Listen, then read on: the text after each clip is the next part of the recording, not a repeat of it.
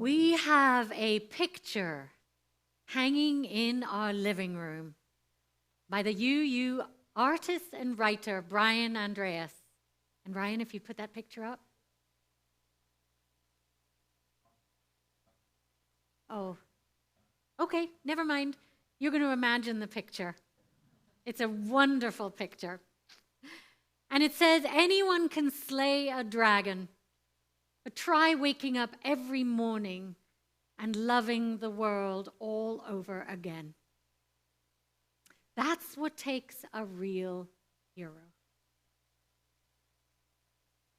Truly waking up every morning and loving the world all over again in the midst of heartache, suffering, oppression, or illness is a heroic, courageous act.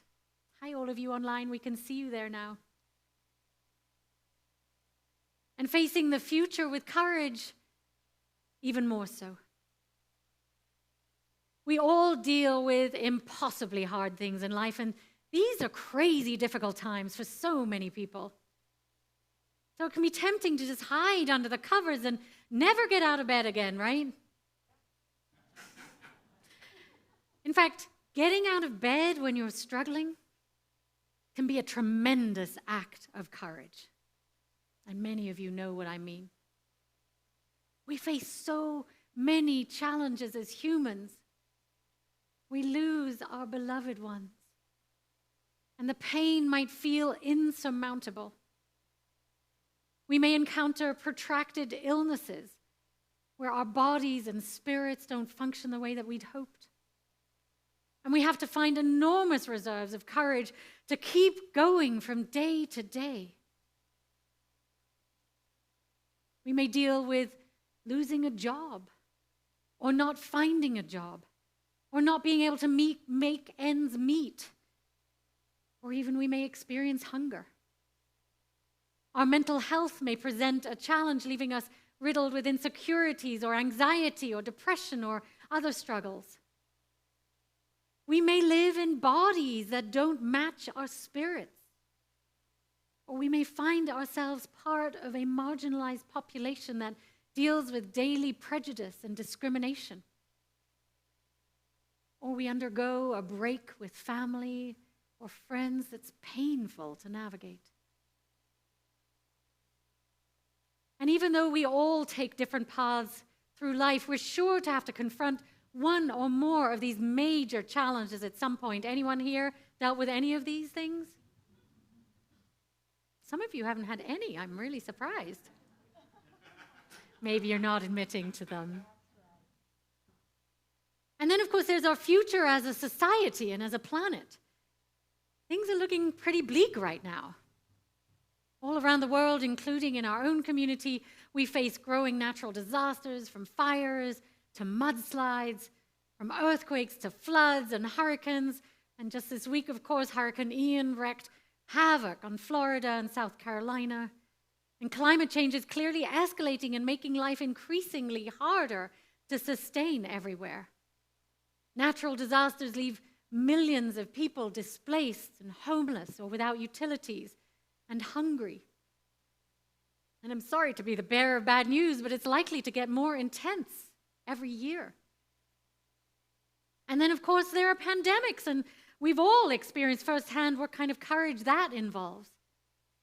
And meanwhile, we're surrounded by wars and brutal autocratic regimes, mass shootings, and violence that threatens to escalate to nuclear war and frightening divisions internationally and with our own country. So it can be really challenging to feel optimistic about the future, right? Let alone assure next generations that they're going to have a planet to inhabit and inherit. Not that you needed to be reminded of how challenging these times are. Faces us every day on the news, in our papers, all over. But I just want to say I get it. Times are tough for us all right now. So to make it through, we need to develop resilience and cultivate courage. And in fact, that's what we do here as part of our mission at Chalice. We nurture spiritually courageous people. You see it right there. And that's what's required of us right now, I believe, to grow our spiritual courage to navigate this uncertain future. But what really is spiritual courage, you may ask? I know I wonder sometimes. How do we find and implement spiritual courage during these tumultuous times? Brené Brown tells us courage is a heart word. The root of the word courage is cor, the Latin word for heart. And in one of its earliest forms, the word courage meant to speak one's mind by telling one's heart. Brave to speak your heart. And over time, Brown says this definition has changed, and today we typically associate courage with heroic and brave deeds. But Berkeley's Greater Good Science Center has done a lot of research on courage. And they define courage as having three primary components. It involves a risk. It involves having an intention and a goal that may benefit others or yourself. And the writer and beatnik Ambrose Redmoon says, courage is not the absence of fear, but rather the judgment that something else is more important than fear. Something else is more important than fear. There's courage that is perceived as brave or bold by others. We think of firemen and rescue workers who throw themselves in harm's way to help others. They must overcome their personal fear to summon their bravery on behalf of others. And then there's personal courage, which is courageous in your own mind. You know what bounds you are stretching across. If you're LGBTQIA, for example, you know how much courage it takes to live true to who you are. It takes tremendous courage to come out as who you are when your fear may stop you because of rejection or reprisal. And then there's spiritual courage, which is showing courage for the greater good of humanity. And that courage, I think, comes from our sense of faith in life, our sense of hope and trust. And it involves being committed to and living out our values.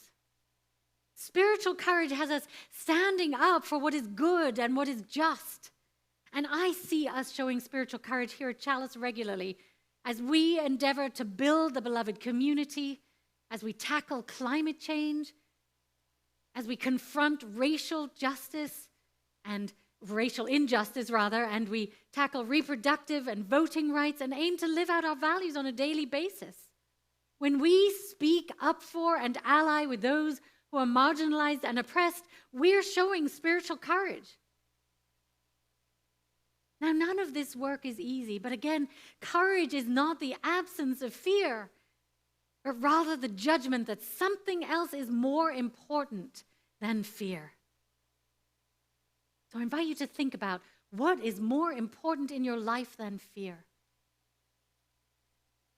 Amy Ava, who wrote an article on courage for the Greater Good Science Center, offers 6 ways to find courage during challenging times. First, she says we need to see ourselves as courageous.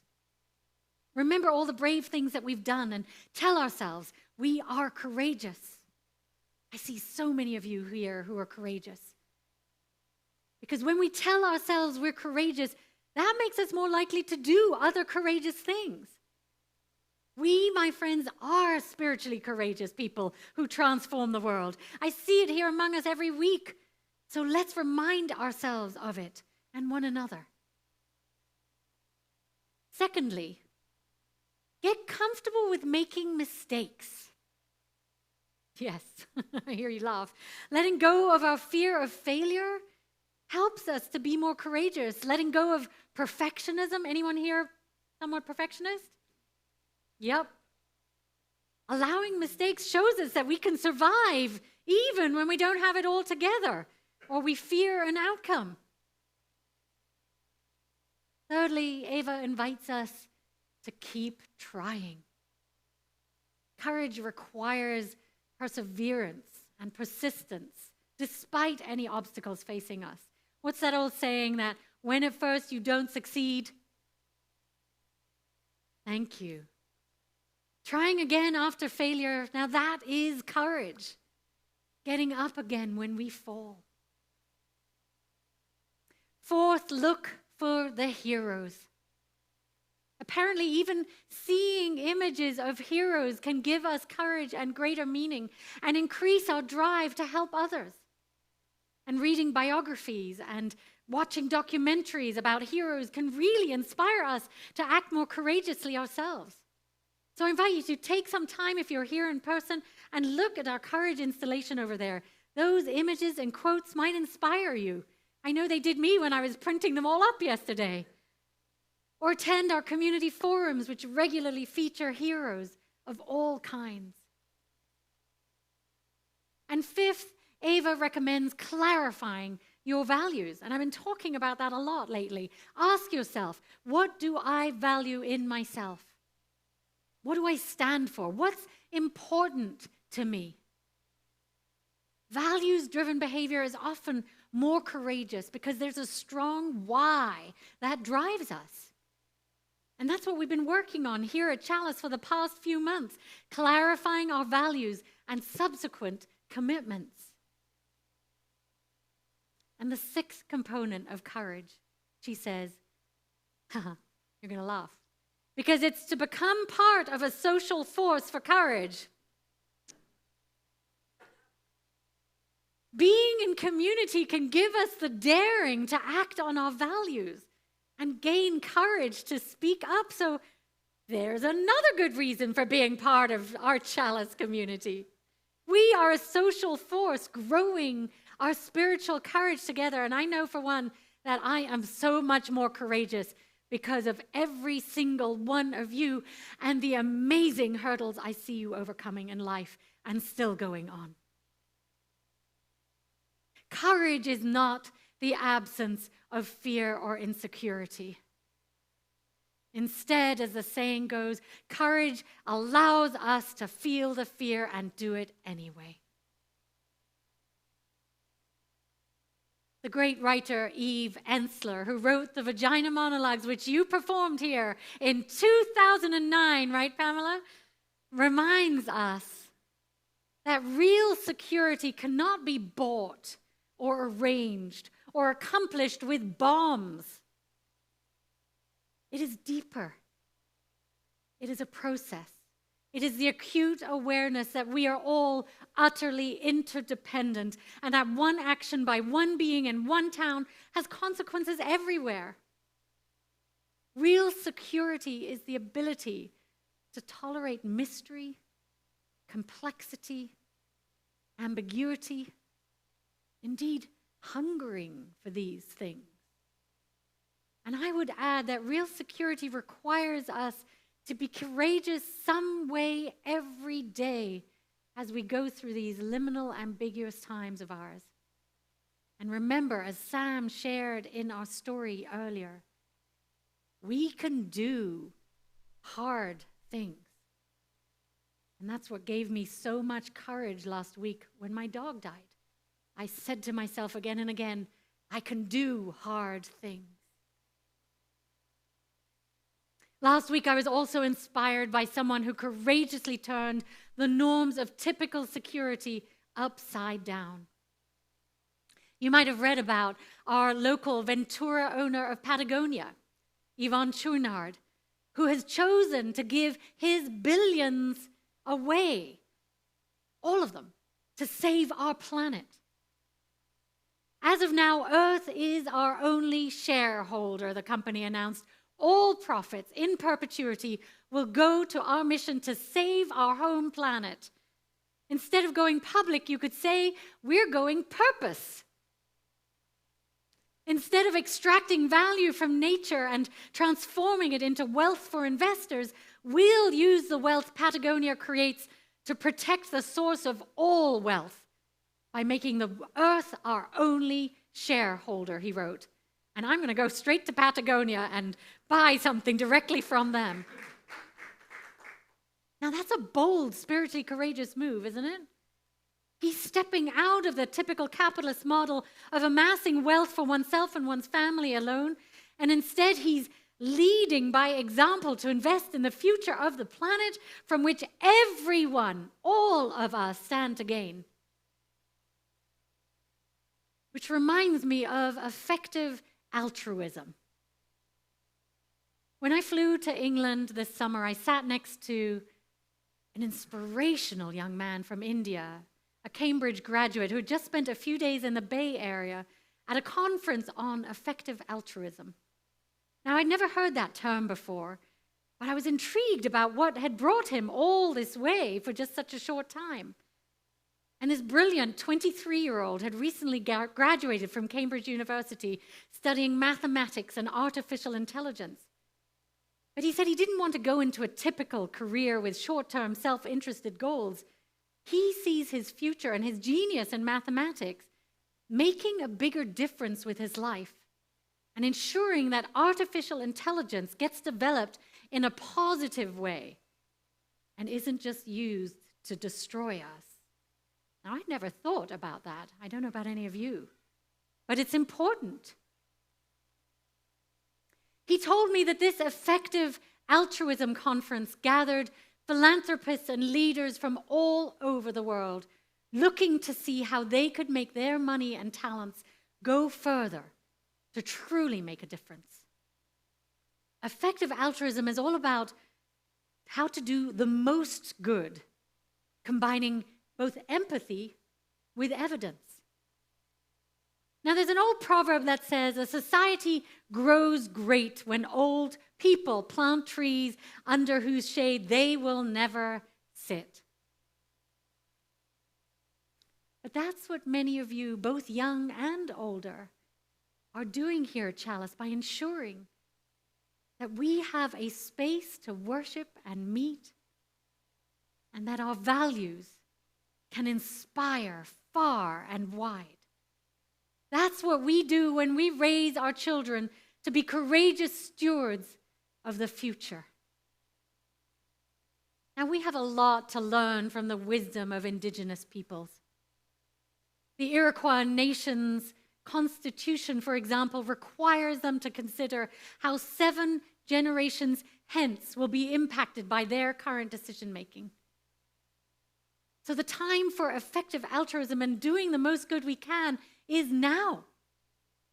Our society is going through so much rapid change currently that we haven't settled yet into a stable new state. So we have an opportunity now to influence the direction of our future. Think collectively and courageously about the greatest good for the future of all, rather than just our individual well-being and survival. Having courage for the future also involves taking a more long-term perspective and being willing to do hard things. Now, we're not called to make everything better. We couldn't possibly do that. But we are called to do what's ours to do now. And the important thing is to discern what spiritual courage will lead us to know what's ours to do with our lives. Now, if you have money, then you may wish to find the most effective places to donate to make a difference. And of course, I'd be remiss to say, if I didn't say, that Chalice is one such effective place to donate, because, no, I'm serious. We work for the good of the planet. We work for equality for all. We work to spread goodness and love, and we're driven by and modeling core values that are vital for the world to adopt for its survival. So thank you to those of you who can be generous to Chalice. And in fact, please do come to our auction next Saturday and show your support generously for the amazing work we do. because it's so important. And I wake up each day with a new understanding of how extraordinary this community is in what we do. And of course, there are many other organizations that make a big difference, which you can compare on a website called Give Well and see where are the best places to give. So you can show your courage, your spiritual courage through generosity. But if activism is your calling, and I see many of you here for whom that is your calling, show your courage through actions. Organize our community forums, join our justice groups, advocate, speak up and speak out, and march for change. Show up at our Rotary Fair in a couple of weeks and spread the message of what we do. You change the world with your courageous actions, our amazing activists. And if you're an artist or creative, then lift up the world's problems with your creativity. Look at that. Helping people feel why and how they can summon spiritual courage. You do it with music every week, Anthony. Thank you. You have the gift of inspiring people to experience life through new lenses. And if you're a healer or a helper, and I see so many of you here, keep offering your medicine of compassion and care. You demonstrate your courage through being with people through the very hardest times in their life, and that's so courageous. My friends, discern what's yours to do according to your gifts and abilities. That will grow your courage for the future. That will give you a purpose while making a measurable difference now. And of course, don't forget to ground ourselves for the work of courage. We also need to engage spiritual practices that help us develop resilience, like we did in our meditation earlier. And if you're not doing something on a regular basis that helps you ground and center so that you can be more balanced, calm, and a wiser member of society, I recommend you find something that works for you. Practice meditation, prayer, movement, breathing or silence. Read or reflect on spiritual writings. Connect with nature or your creativity. All are possibilities that help you strengthen your wise inner voice and your connection to spirit or a higher power, if that's something that resonates for you. Neuroplasticity teaches us that the habits we deepen, the practices we focus on, will change our brain's wiring, and I can attest to that. And if we immerse ourselves in the sensations, noticing what courage feels like in our bodies, we're going to be able to summon it more easily when we need it. So practicing calming and grounding exercises regularly will help us be bringers of spiritual and moral courage. It will help us spread peace, even as we navigate these ongoing times of change. Remember, my friends, the good gonna come, as the Empty Hands music video assured us earlier. We must have faith. And remember, we can do hard things. We can generate courage for the future by making the biggest difference we can and doing what is ours to do. We can generate courage for the future by telling ourselves we are courageous and embodying it and getting comfortable with mistakes and looking for the heroes all around. We can generate courage for the future by clarifying our values, never giving up, and continuing to be part of this social force for courage. Together, we can make this planet and this life a little kinder, more equitable, and sweeter for all. Together, we can grow our courage and make wise choices that assure us all a future. Together, my friends, say it with me. We can do hard things. Let's say it again. We can do hard things. I close with the words by social activist Shane Claiborne. All around you, people will be tiptoeing through life just to arrive at death safely. But dear children, do not tiptoe. Run, hop, skip, or dance. May it be so. The world needs us to.